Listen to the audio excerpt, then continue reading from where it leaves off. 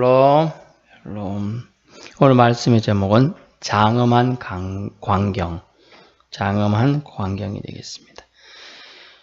호젓한 호숫가의 벤치에 앉아 호수에 비친 저녁노를 보는 것은 참 생각만 해도 기분이 좋아집니다.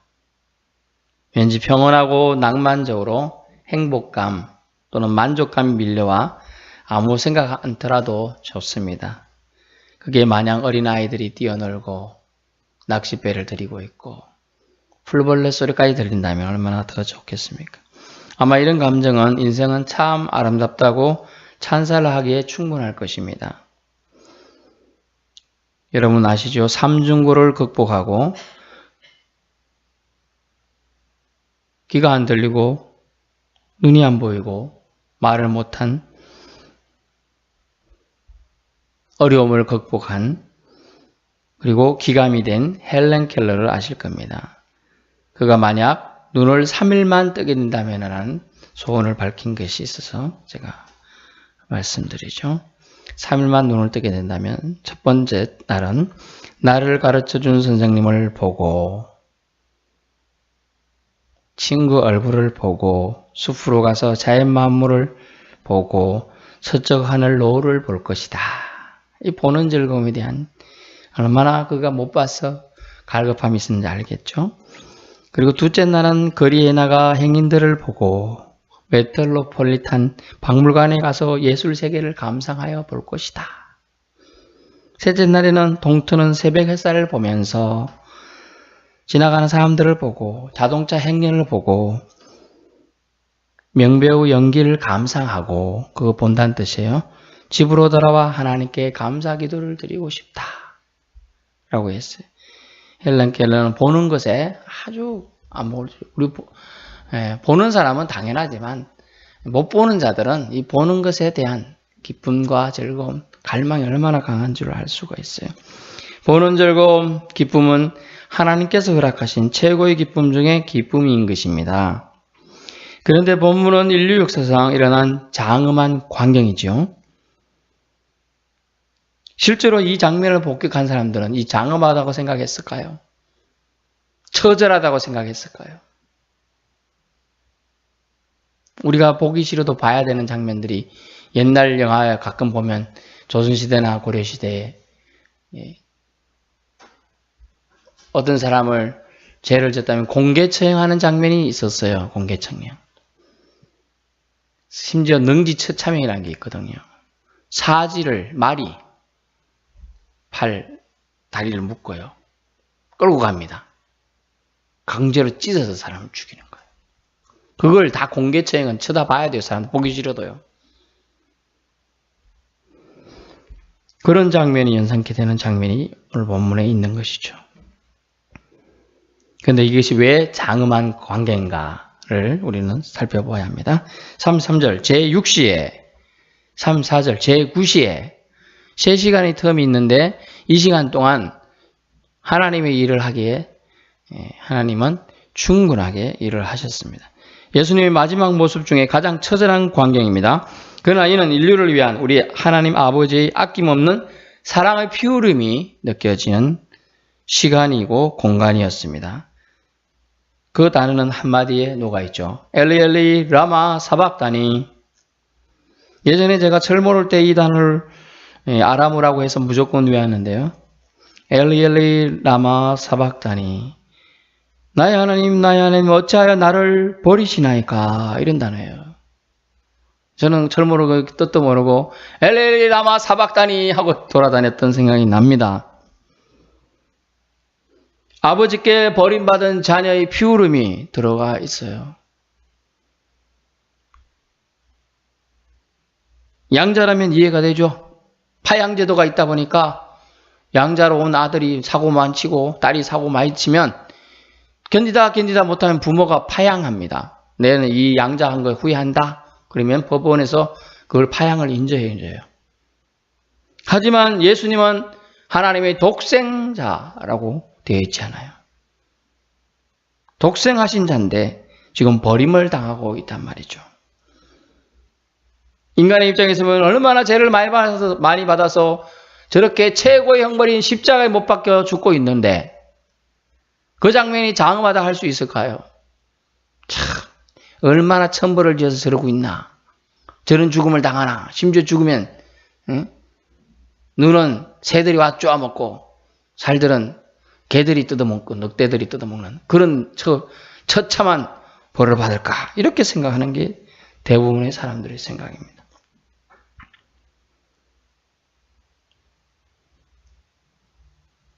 그런데 어떻게 거꾸로 생각해 보면 우리 인간이 작게는 여러분과 제가 십자가에서 이런 형벌의 죄를 지고 이런 죽음을 당해야 된다는 거예요. 거꾸로 생각해 보면. 그런데 나 같은 사람, 여러분 같은 사람이 수억 명이 매달려 죽는다고 이 문제가 해결됩니까? 해결 안 된다는 거예요. 히브리서 사장은요. 뭘 해요? 천번의 제사, 만만의 번제물들이 있더라도 효과가 없는 거예요. 왜? 죄인은 죄를 속할 수 없기 때문이에요. 죄 없는 자만이 죄를 속할 수 있다는 속량 원칙, 대속 원칙이 하나님께 있어요. 의로운 자가 불의를 파괴한다, 무너뜨린다. 의로운 자가 불의를 깨끗게 할 수 있다는 거예요.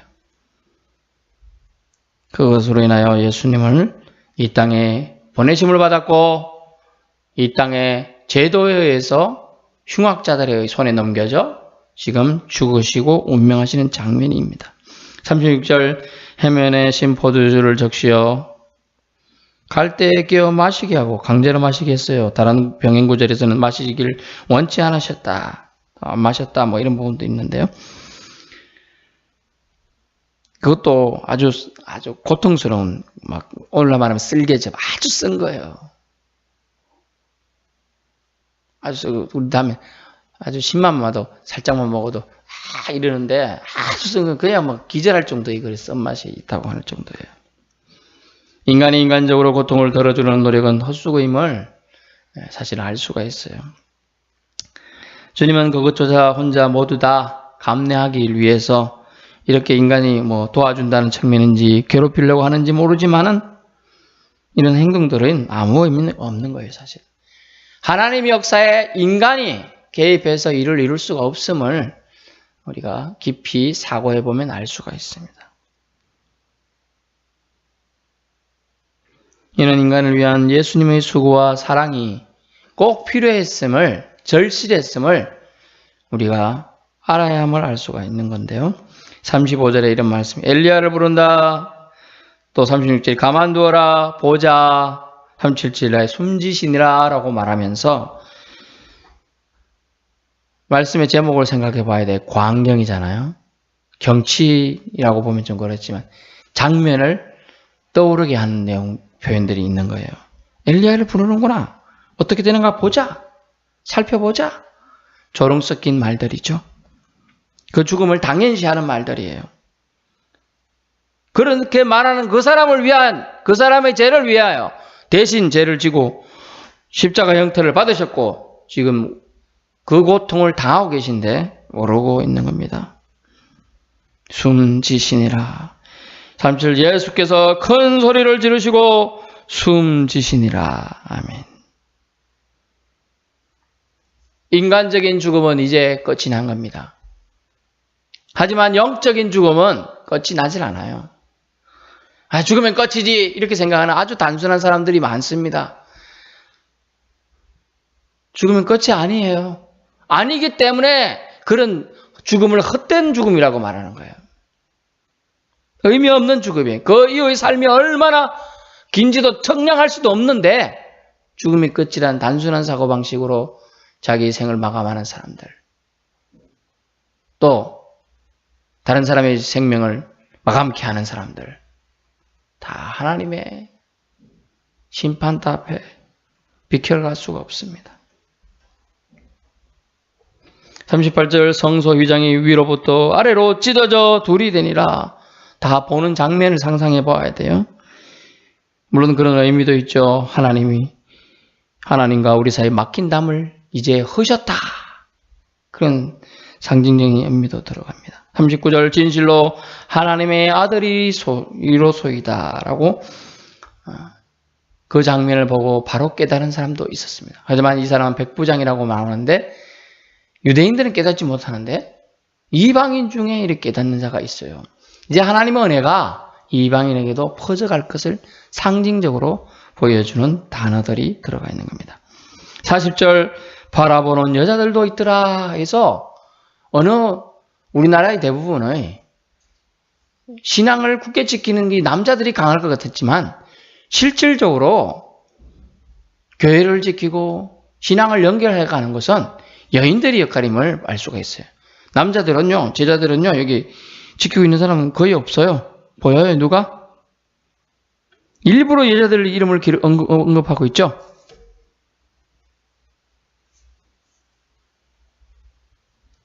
(40절) 멀리서 바라보는 여자들도 있었는데 그 중에 막달라 마리아와 작은 야고보와 요새의 어머니 마리아와 살로메가 있었다. 또 47절 막달라 마리아와 요새의 어머니 마리아가 예수 둔 곳을 보더라라고 되어 있잖아요. 여인들은 확인하는 걸 좋아하고 또 지켜보는 걸 좋아합니다. 보는 신앙, 감정적이죠. 하지만 그것은 어떻게 보면 체험적이기 때문에 더 오래 지속되는 역할도 합니다. 이 바라보는 여자들, 그들을 통하여 신앙이 우리나라도 연결되어 왔던 거예요.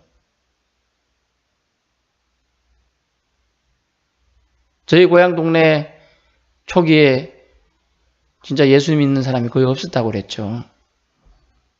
미미하지만 제가 아는 분이 한 명씩 정도 해서 그 동네 4분의 1 지역이 다 예수 믿기까지 되었어요, 예전에. 지금 어느 정도까지 정확하지 않지만요. 그렇게 바라보는 여자들에 의해서 믿음이 전달되고 있다는 거예요. 너희들 기억하니 너는 못 봤지? 내가 그 장면을 봤단다. 정말 예수님이 숨지시는 그 장면은 너무나 정말 경외감이 흘러나온다. 죽으실 때도 예수님은 오로지 자신의 아픔과 고통보다는 자신이 피울음의 절규를 통하여서 자기에게 이렇게 하는 자들을 불쌍히 여겨달라고 했다. 또 심지어 자기 어머니를 자기 제자에게 부탁까지 하더라. 이런 것들이 더 우리나라 사상과 연결되면 어떻게 해요? 효하고도 연결되고요. 또 다른 사람을 아주 예의롭게 대하자는, 죽는 순간까지 예의 있게 대하자는 그 부분들 다 속해 있는 거죠. 바라보는 여자들. 제대로 봐야 돼요. 믿음은 제대로 본 자가 신앙생활을 할 수 있고요. 제대로 본 자가 하나님을 끝까지 바라볼 수 있는 거예요. 부여잡고 달려가는 거예요. 목표를 제대로 본 자, 표대가 저기 있구나 하고 달려갈 수 있는 거예요. 목표를 못 본 사람은 어디로 달려야 할지를 모르는 거예요. 42절과 46절에 요셉의 용기 있는 부분이 나옵니다. 요셉이 예수님께서 운명하셨다. 즉 십자가상에서 죽으셨다는 것을 듣고 왔는데요.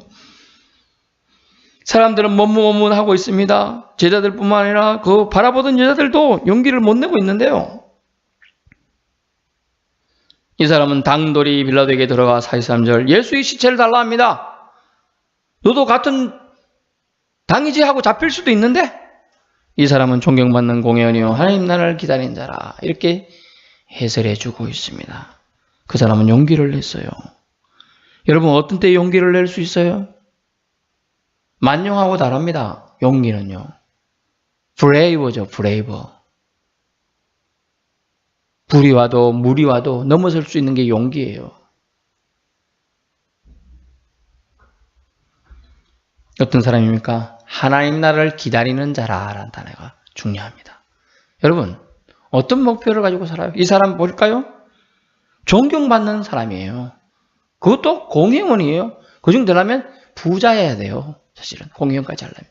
우리나라도 국회의원 하려면 최소 어느 정도 돈이 있어야 보증금 국회의원 입후보 하려 해도 보증금이 필요합니다. 예전 같으면 저 예전 생각 그 배울 때는 참 1,000만 원, 5천만 원이면 보증금 필요하죠. 지금 1억도 넘는 돈들이 내고 공탁하고 나갑니다. 근데 공회원이에요. 부자란 얘기죠. 근데 중요한 거는 그런 조건이 있어서 예수 안 믿어도 세상에서는 잘 살 수 있는 위치예요. 하지만 그는 하나님 나라를 기다리는 자라는 단어에서 그런 가치보다는 하나님이 주실 아주 고매하고 기쁘고 멋진 세상을 아마 기다렸던 것 같아요. 그 세상은 하나님이 주시는 세상, 천국인 거죠. 물론 이제 세상에서 평강의 주를 만나서 평안한 삶을 살 수도 있겠지만요. 그는 하나님 나라를 더 소망했음을 알 수 있어요. 공회원이라고 해도 그가 뭘로 됐는지는 알 수는 없습니다만은 남의 나라 공회원이잖아요.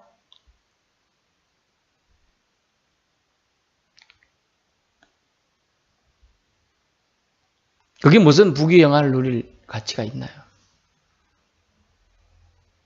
우리나라가 일제시대에 앞잡이들 노릇하고 뭐가 다를 바가 있을까요? 어떻게 보면. 그룹하고 비슷하다고도 생각이 될 수 있습니다. 하지만 그는 하나님 나라라는 기준을 가지고 하나님 나라를 기다리는 자였기 때문에 예수님이 하나님 나라를 위해 앞장서고 있다는 사실을 아마 깊이 인식하고 체험하고 있었어요. 실제로 만나보지는 못했던 것 같아요. 만나보려고 노력했는데 뒤늦게 아마 예수님이 숨지시고 난 후에 그 소식을 들었을 가능성이 높습니다. 그래서 하나님 나라를 기다리는 자에게 주님께서는 그가 하나님께 영광 돌릴 기회를 주십니다. 그가 용기를 낼 수 있도록 담대함을 주었죠. 냈다고 해서 이놈이 뭔데 나한테 그런 요구를 하냐? 이렇게 막 혼날 수도 있잖아요. 근데 선뜻 내주었다는 거예요. 하나님의 개입하심 그 자리도 있죠. 하나님께 영광을 돌리게 됩니다. 그래서 예수님의 시체에 대한 장례를 그가 치르게 됩니다. 그래요. 아마 예수님 오실 때까지 막달라 마리아가 향유 컵을 깨뜨려 예수님의 발을 닦이고 씻긴 그 사건처럼 요셉이 예수님의 시체를 예법대로 하고 장례를 치른 얘기도 전해진다는 거죠. 장례는 여러분 죽음을 상징하고 별것 아닙니다. 하지만 이것을 통하여 우리가 알려주는 건 뭡니까?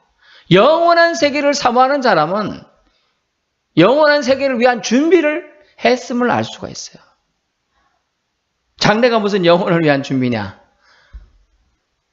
영혼을 위한 준비죠. 예수님에게 잘하는 것이 하나님께 잘하는 거라는 걸 알았어요. 죽은 시체에만 잘해도 사람은 정말 저 사람 대단하다 이렇게 보잖아요.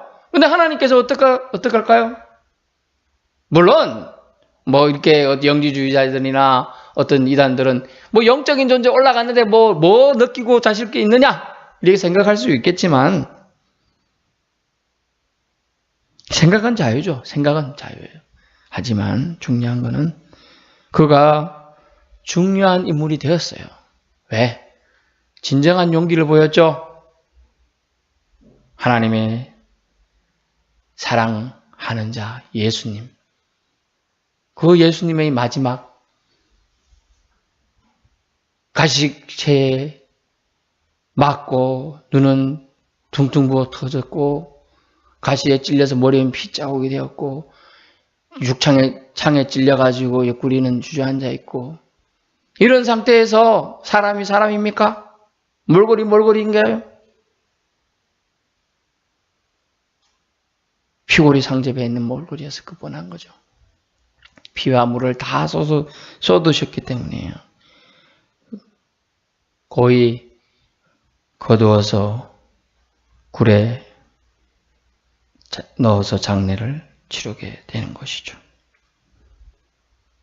결론입니다. 어떤 이는 예수님의 죽음의 광경을 한 죄인이 죽었다고 예수의 제자와 여인들도 안타까움으로 바라보았습니다. 어떤 이는 저와 여러분일 수 있죠. 하지만 아버지 하나님은 안타까움과 아픔으로 보셨을 것입니다. 하지만 종국적으로 예수님의 죽음으로 사탄의 세력에 눌린 우리의 죄 문제가 제 문제를 프라블럼을 살브해 주셨다. 해결해 주셨다는 거예요. 어떻게 해요? 속량 해 주셨다. 반드시 있어야 될 광경이었어요. 예수님이 십자가상에서 죽으셔야만 했던 것이 반드시 있어야 될 장면이었다는 거예요. 어떤 철학자는 이렇게 말했습니다. 니체라는 철학자는 신은 죽었다! 라고 외쳤어요. 이런 놀라운 사실을 알고 그래 말했는지 모르겠습니다만은 신을 아주 비관적으로 본 한 시점에서 그는 그렇게 말했지만은 진짜 성자 하나님 신은 죽었거든요, 지금. 그러나 그 죽음을 통하여 온 인류에게 생명을, 조회를 전달해 주었습니다. 결국 예수님의 죽음은 하나님의 새 역사의 시작이었던 것입니다. 죄로 인해 열어두신, 죄가 아니고 예수님으로 인해 열어두신 구원 역사의 시작이었던 것이죠. 죄로 인해 막혔던 것을 뚫어주시는 아주 장엄한 광경이 바로 십자가에서 죽으신 사건이었다는 거죠. 이를 본 자들의 감격은 슬픔을 넘어 기쁨으로 성화되었음을 알 수가 있습니다. 그러므로 우리는 이 모든 것을 기억하며 기념하며 주님의 재림을 기다리는 저와 여러분 되시기를 축원합니다. 기도하겠습니다.